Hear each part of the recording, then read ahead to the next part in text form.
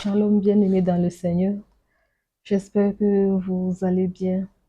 J'aimerais vous raconter aujourd'hui une nouvelle histoire. L'histoire de la nouvelle naissance. En 2010, euh, j'ai fait la rencontre d'une servante de l'Éternel qui aimait évangéliser. Et c'est dans ce élan qu'elle s'est approchée de moi pour partager la bonne nouvelle avec moi. Je lui ai donc expliqué que j'étais une chrétienne évangélique et que je connaissais déjà le Seigneur. C'est dans ce sens qu'elle m'a demandé mon témoignage de nouvelle naissance. Et quand je lui ai donné ma réponse du fait que j'étais née dans une famille chrétienne et que, en tout cas, j'étais baptisée d'eau et tout, elle n'était pas convaincue, elle n'était pas satisfaite. Donc, elle m'a conseillé de voir d'autres serviteurs de Dieu et leur demander l'explication de la nouvelle naissance. Et je n'ai pas tardé à le faire et j'ai eu l'occasion de lire Jean chapitre 3, le verset 1 à 7. Et le sujet a commencé à m'intéresser réellement parce que j'ai compris en lisant ce passage que sans la nouvelle naissance, nul ne peut entrer dans le royaume des cieux. J'ai accentué la recherche. À chaque fois que j'avais l'occasion, je posais la question. Je partais sur Google, je tapais pour chercher la définition de la nouvelle naissance. Les documents qui en parlent, j'en cherchais et je lisais, mais je n'avais pas la réponse. Et chaque fois, j'étais troublée. Et je priais, je demandais à Dieu de m'aider à naître de nouveau afin d'hériter le royaume des cieux. De 2010 jusqu'en 2008, c'est en 2008 que j'ai eu ma réponse et j'aimerais partager cette réponse avec vous. Parlant de la nouvelle naissance, les prophètes en ont parlé. Parmi ces prophètes, je peux citer Ésaïe, Ézéchiel, Joël et Jérémie. Dans Ézéchiel 36, le verset 25 à 27, il est écrit: Je répandrai sur vous une eau pure et vous serez purifiés. Je vous donnerai un cœur nouveau et je mettrai en vous un esprit nouveau. Je mettrai mon esprit en vous. Jésus lui-même en a parlé à plusieurs reprises. Les 4 évangiles en parlent. L'apôtre Paul en parle.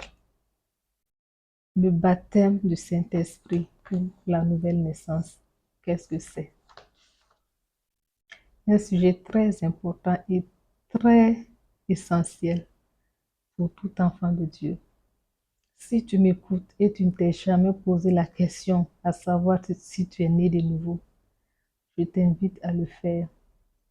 Et quand tu vas découvrir que tel n'est pas le cas, ce n'est pas un sujet d'alarme, il n'est jamais tard. Le Seigneur dit qu'il se révèle à celui qui le cherche de tout son cœur. Et c'est sa volonté que nous naissions tous de nouveau. C'est sa volonté que nous soyons tous sauvés. Donc, c'est une interpellation. D'une manière générale, nous croyons tous à l'existence de Jésus comme l'homme le plus important au monde, comme celui qui a vécu sans péché et qui a fait beaucoup de bien et de miracles. Les autres religions en parlent, l'histoire le reconnaît. Mais la foi en son identité véritable est le seul chemin vers la nouvelle naissance. Et nous savons tous que l'identité véritable est ce que le diable a combattu depuis des millénaires. Sans la foi en la déité de Jésus, Il n'y a ni pardon de péché, ni justification. Dans Jean 8, 24, Jésus dit, si vous ne croyez pas ce que je suis, vous mourrez dans vos péchés. Je partais à l'église, j'aimais bien le Seigneur, j'aimais le servir, mais la connaissance sur son vraie identité, voici ce qui me bloquait. C'est bien de lire la parole de Dieu.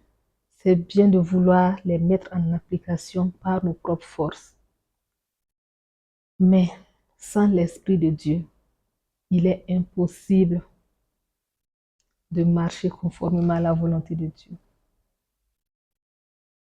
Dans Romains chapitre 10, le verset 9, il est écrit, si de ta bouche tu confesses le Seigneur Jésus, et si dans ton cœur tu crois que Dieu l'a ressuscité des morts, tu seras sauvé. Et en descendant, on dit que c'est en croyant du cœur qu'on parvient à la justification.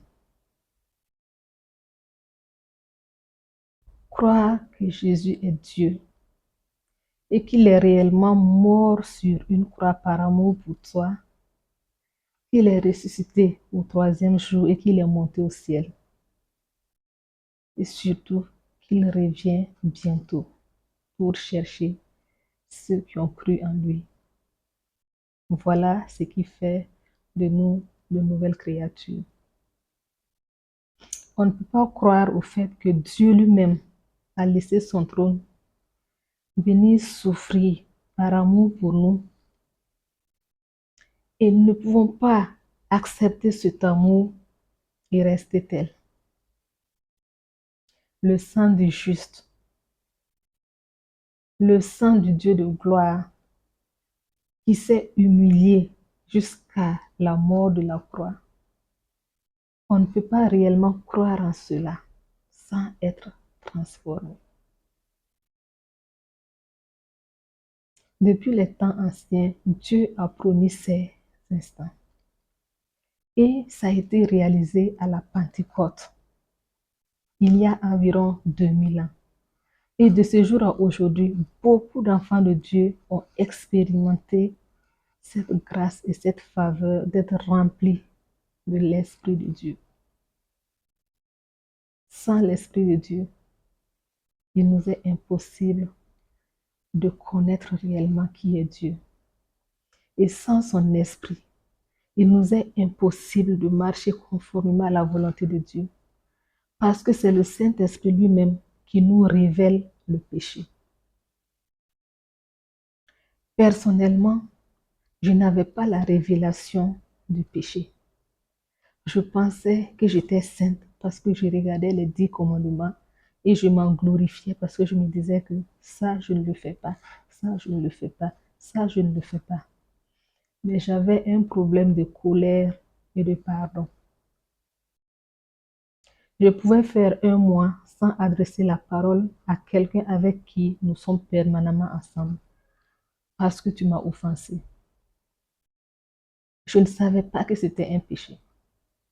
Mais quand le Seigneur s'est révélé en moi et il m'a donné son esprit, m'a permis de naître de nouveau, j'ai compris que ces sentiments n'étaient pas des sentiments de Dieu et que je devais les délaisser si je voulais bien être appelé enfant de Dieu.